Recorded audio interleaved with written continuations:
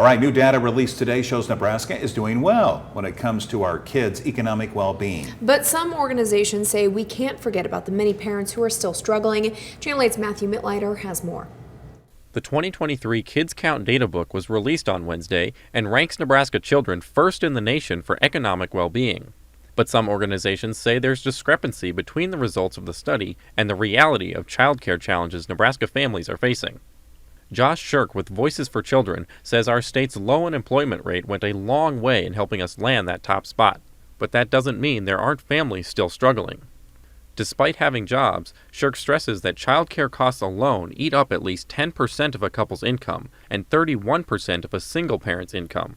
Unfortunately, in today's economy, it's largely split into a high and low wage sector.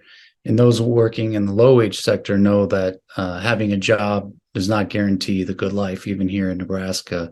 As we've previously reported, the average cost of childcare in Nebraska is often higher than in-state tuition at a four-year public university.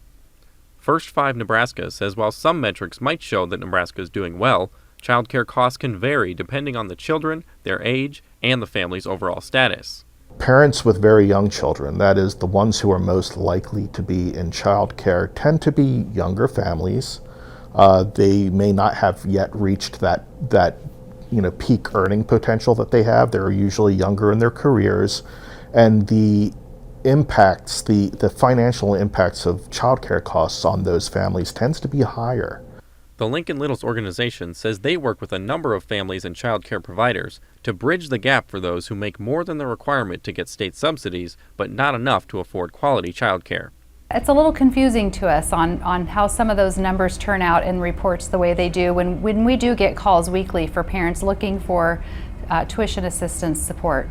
The programs have helped assist thousands of families over the last 5 years, including Jennifer Sanchez, who works at Las Abejitas, a childcare center in Lincoln.